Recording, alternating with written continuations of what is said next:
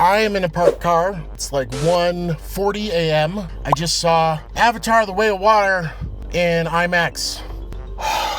This movie is such horseshit. The reason I watched it, I'm no big Avatar, James Cameron Avatar fan. Not. But he's been working for like 27 years. This is his passion project. This is his baby, right?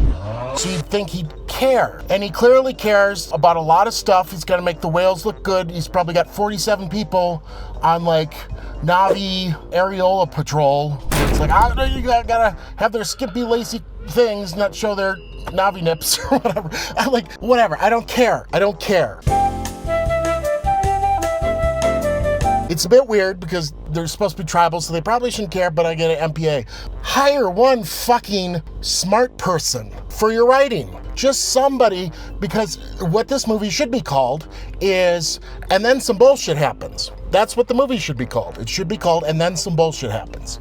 Because that's how it's written. It's supposed to be an action movie, so you're supposed to be concerned about the stakes. But everything is just bullshit. It's just bullshit. I just saw Gray Man, and I might rate this movie lower, even though Gray Man was trash.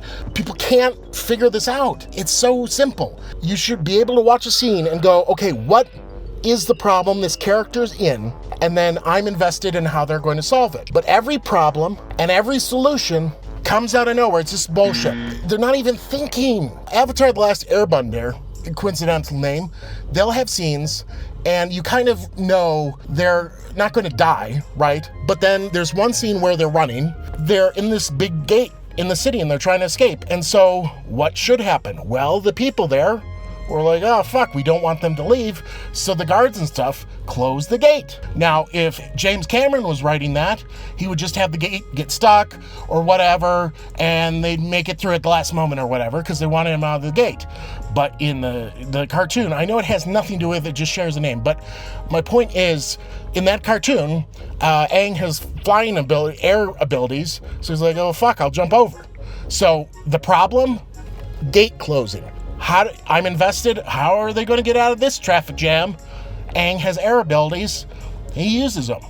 And it's like, okay, both those things made sense. There was a problem, and then the character had to come up with the solution. All of these fucking things in this movie, what's the problem? Oh, they have my kid, and they're going to kill him if I don't surrender, which he actually doesn't. Like, if you're holding someone at gunpoint, and you say, if you try anything, I'm going to fucking shoot this person. And then they try everything. They kill everybody around you. At some point during that, you should pull the trigger. That was the bargain. That was the threat. 20 seconds into him blowing up the whole world, or the second time the standoff happens, the guy should be like, oh, clearly you're not going to shoot my kid. It's like that Key and Peele sketch where he's like, freeze, don't move. And then the guy just keeps moving and then gets in the car and drives away, because that's, if you don't actually do anything when they don't listen, then why should they listen? There's so much fucking stupid in this. Everyone who's writing billion-dollar movie, this is a requirement. I'm demanding you do this. You need, and J.J. Abrams better fucking listen, you piece of shit. You need to watch Trey Parker and Matt Stone's little lecture about how to write anything. Because they say, and they point it out perfectly, it's but then, and then because of. Everything should be but then or because of. Something happens, and then but then, a response to it. Everything is a response to what you see. We found out this really simple rule that maybe you guys have all heard before, but it took us a long time to learn it. But we can take these beats, which are basically the beats of your outline, and if the words and then belong between those beats, you're basically. You got something pretty boring. What should happen between every beat that you've written down is either the word therefore or but, right? So what I'm saying is that you come up with an idea and it's like, okay, this happens, right? And then this happens. No, it should be this happens and therefore this happens. But this happens, therefore this happens. And that, as soon as we are able to, and literally sometimes we'll write it out to make sure we're doing it. We'll have our beats and we'll say, okay, this happened, but then this happens, and that affects this, and that does to that, and right. That's why you get a show that feels like, okay, this to that, to this to that, but this, here's the complication, to that. And there's so many scripts we read from new writers and things that we see. God, I see movies. And yeah, you Yeah, you see movies that you're just watching, and it's like, this happened, and then this happens, and then this happens. That's when you're in a movie just going, what the am I watching this movie for? Just like, this happened, and then this happened, and this happened. That's not a movie, you know, that's not a story. Like Trey said, it's those two, but because, therefore, that gives you the causation between each beat, and that makes that's a story. Most writers, like they say, they just, and then this happens, and then this happens, and then this happens, and then this happens, and that's all this movie is, and then this bullshit happens. So, they're in the water, right? Boat's been crashed for a bit, whatever. Their goal is to protect the family. Main bad guy is like, we should fight. And then main good guy is like, apparently I have the same morals as you, so let's fight, or whatever. And it's like, okay, fine. It's so fucking stupid. What, am I supposed to be worried main character will die? I mean, I guess in that moment, no, they wouldn't. They wouldn't. Another thing you can do, fucking kill Jeremy Clement. Make some minor thing where it's like, oh, this is a minor character who's killed kind of randomly. So then you go, oh, people can die in this movie. They're not all wearing plot armor. Nope, they do the same thing Gray Man does, which is the only way people can die is they're fine. Action. Nothing remarkable, no danger, and then they escape the danger. And then, oh, I was hit by a stray bullet, but just the right amount that I will die, but can talk for a bit. That's, fuck you, movie, fuck you. Like, if we're saying stray bullets can kill, then just fucking clip one of the kids. You do that, I'm gonna go, oh shit, they're not fucking around. Have the little boy just get hit in the head.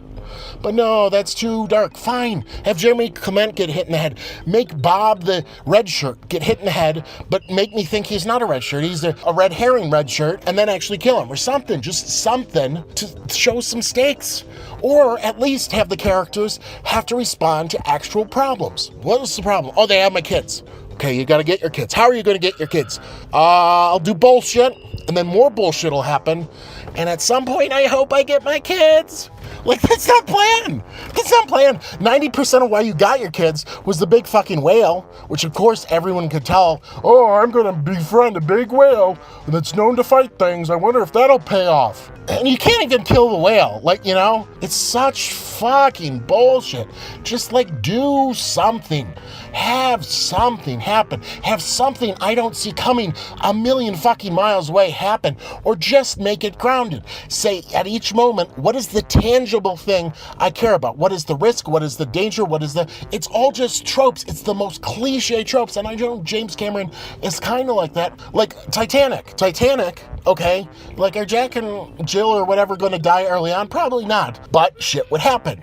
They're stuck behind the bars. Oh, how are they going to get out of this? Well, they got a little lucky. One guy came by. Oh wait, that's kind of a cool moment. He's not a jerk. He comes by to try to help, but he's also a little bit of a pussy. He gives them the keys or whatever, and then he fucks off. And now they got to get the keys and figure it out. And that's a problem. You saw the gate? Gate is problem. You got to solve the problem. Oh, the boat's starting to thing. What do we do? We get on the outside of the railing or something. Just like different problem, concrete problem they have to solve. You're invested in them solving it, even if you know they're probably safe. Like, what was the problem? Like, what? Oh, here's another problem. You've got this tracking device in this whale, right? And it's a really big, really fast whale. And we got to get the tracker out or else they'll catch us. Well, if you wait so long that they can fucking see you, that's not that good of a plan. But let's put that aside. How about the whale just fucking uses its other fin or whatever to keep swimming away from the threat as you remove the tracker? Why has he got to sit ass still the whole time? And then when you remove the tracker and discard it, why the fuck do you stop? They're tracking the tracker. You're underwater. They're not that good at being underwater. Just throw the tracker one way and then fucking go the other way. You dumb pieces of shit. I'll tell you why they didn't do any of those sensible things. Because they had to get caught because they wanted a final fight. And to have a final fight, the kids have to be caught, so the father has a dumbass reason to go halfway there. But then, okay, so the father's going to make the exchange. That might be interesting. What is he really willing to do? Is the guy going to shoot him? Oh, bullshit, whale comes to crash it all and change it all up. You know, it's like, You can't pay off that scene. Anything interesting that they set up is going to happen doesn't happen because they throw bullshit at it and then just change it. Here's another brilliant moment. Everybody is basically free. Oh, we did the thing we're trying to do. We've got caught up in bullshit. Even the kid is fucking going, really? I got tied up again? If you're writing a character being shocked at how stupid your movie is, just rewrite it, James Cameron. You had 20 fucking years to make this movie. You made all your little bubbles right. Just fucking rewrite the scene. It's not that hard. It's not. How are these big movies so bad at writing? I will work for minimum wage. There are charities, I'm sure, of actual good writers who would fix your movies basically for free. It's not that hard. You can have the same spectacle, the same thing, but you have to have cause and fucking effect. What is the problem? Focus on the problem. Make the problem clear, and then the characters have to solve it. And if it's a stupid problem, make it a better problem. Make it as if you actually have a villain who's not stupid and protagonists that aren't stupid, and they're matching wits. You know? Watch a good action movie. There are plenty of good action movies where the main character isn't really in danger, but you're still invested because they have clear problems they have to solve, and you have to figure it out. And then, every so often, someone you care about dies, and they don't die from bullshit. Where fighting, conflict. Oh, I got nicked. Oh, I gotta do my speech. There's another Skywalker. That's a joke. Empire Strikes Back is actually good. But the point is, have someone get clipped. Now we have to worry about injury or whatever. Oh, the other one. So they get caught, they get freed, they get caught, they get freed. They milk the back and forth, a ping pong of bullshit. And then everyone's basically free. And then after it's been kind of chill for a few minutes, the writer god comes in and he goes, you know what I'm going to do is I'm going to make the ocean get on fire, but only in a ring that kind of forces them back towards the boat. And it's like, oh God, oh no, the top of the ocean's on fire. If only we had characters who knew how to swim underwater, like they've been doing for the past 4 fucking hours. Go under the fire, little bitches. It's not hard. Like, you could clearly tell James Cameron didn't want the characters to leave, but they had no reason to stay. And so then they scurry back on the boat. But everyone on the boat's dead except for main bad guy. So what's the conflict now? Let's have the water suck up the kid into a hole. Well, just don't go near the sucky hole. Or just swim under the boat. And that's the stupidest fucking thing. How can you be this dumb? If your characters only are fine, and then you have to invent bullshit. Bullshit, mind you, that didn't come from anywhere. It's not like the other characters were fighting, they knocked over the barrel, which started the big fire, which would be a tiny bit better. No, just a big fire started because we wanted them not to go anywhere. Every single event in this movie, everyone, and this is how you can tell it's bad writing, everyone, you say, why did that happen? And I bet the writers, even James Cameron and his billion-dollar bros, or whatever, they would say, oh, because we wanted this moment to happen, because we wanted this scene to happen. Not understanding that when you do good writing, there's an in-universe explanation for why things happen. Why did that hole suck in the kid? Because they wanted the reason for the mother to get stuck. No, but really, why was there a hole at that particular moment? We wanted it to happen. No, but why logically? What chain of events led to, literally, did you establish the hole? Was there a setup? Was there a reason? No. We just wanted that moment to happen, and we have no brains. We are dumb in the brain, and we spent way too much time perfectly shaping the Navi ass so that the furries or whatever can, but you know what that was? That kid got sucked into a plot hole. Literally. And it's just bad writing. Just watch Trey Parker, Matt Stone, whatever, whoever talks about it, how you write a scene. All you do, you say, but then, and then because of, instead of, and then this happens, and then this happens, and then this happens. If the answer to any of your questions of, hey, why did that happen, is because we wanted this moment to happen, you are a bad writer. Okay? There needs to be an in-universe explanation that logically follows what is set up. And the beauty of writing is if you don't have it, you can reverse engineer. You make that moment, oh, I want to have this moment. Oh, fuck, we'll establish some things. We'll build towards it. We'll make it a logical outcome of what's coming. I don't know if in the Avatar Last Airbender scene, they wanted to show off Aang jumping. I think what happened is they said, well, what would all the characters do in this scenario? They let that play out, and it was entertaining. Like Better Call Saul, lots of other shows, they almost feel like they don't know what's going to happen. They say, well, what would the characters do in this moment? And then that's how you write. And then you guide it as a writer. You shape that.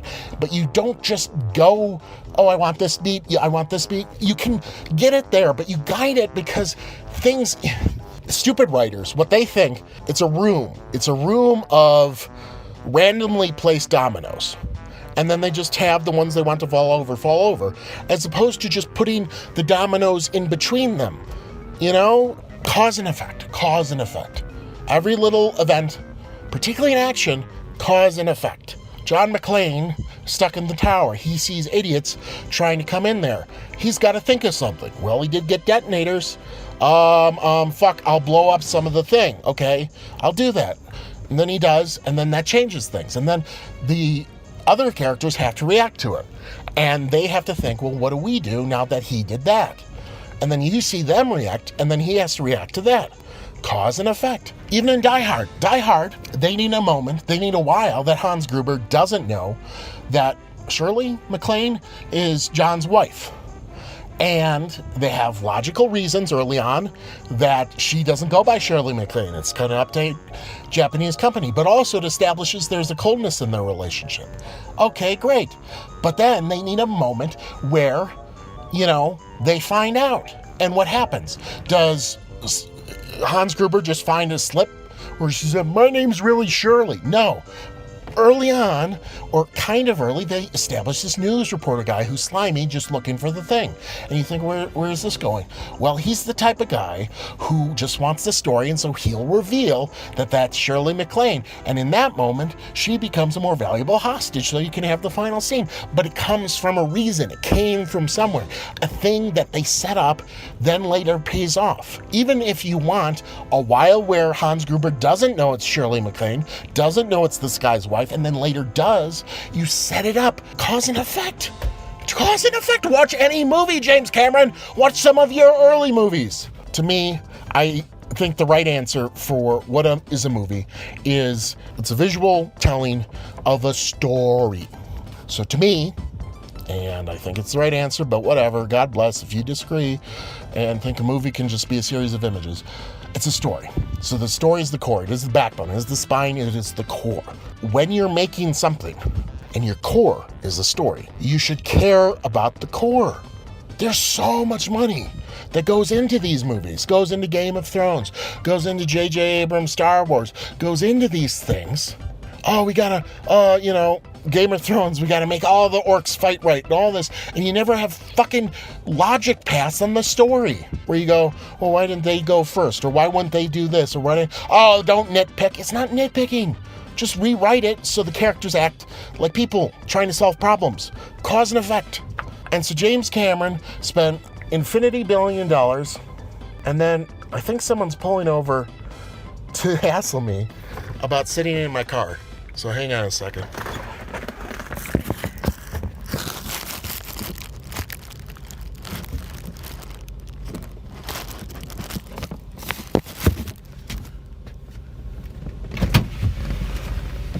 Sir, hanging out in the parking lot, sir. What? You can't be hanging out in the parking lot. Okay, I can move.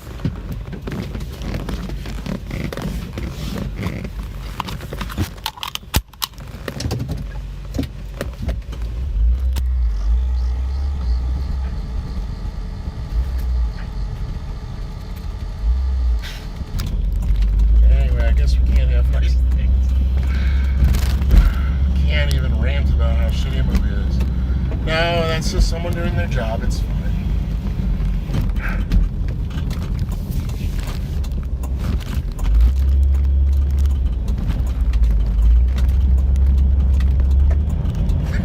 Maybe that happens all the time.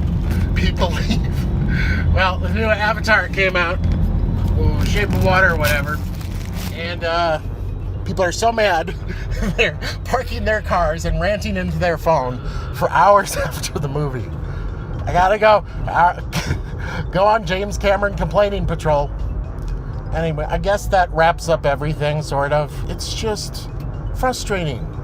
You know, if you're building a rocket ship or something, and you spend all the time on the paint job and all the time on little fins and whatever, but you just kind of phone in the engines, it's like, no, that's kind of the core of the rocket ship. Well, the core of a movie is its story. And the core of writing good story is just doing simple cause and effect. What is the concrete problem? What is the danger? What would these characters do to achieve their goals? Not, how do I get to this moment, which I want? How do I get to this moment? No, you can get to all your moments, but do it through writing, not happenstance. That's fucking it. That's all it takes. Fucking watch Avatar: The Last Airbender. Watch countless shows and movies that know how to do this. It's really not that hard. It is way less hard than all the CG and all the other stuff, because a single bumblefuck can do it. An idiot who just sips tea and thinks for a bit can do it. I can do it. Almost anyone who's not stupid can do it. You just have to want to do it, James Cameron and everyone else. And I'm leaning into James Cameron, even though he's not the worst offender, but I just can't believe he would spend 10 years and then so much effort to make everything about his movie perfect, except the story, which he lets be shit. Why? Why? All right, that's my rant. Thanks for attending my TED Talk, everybody. Bye.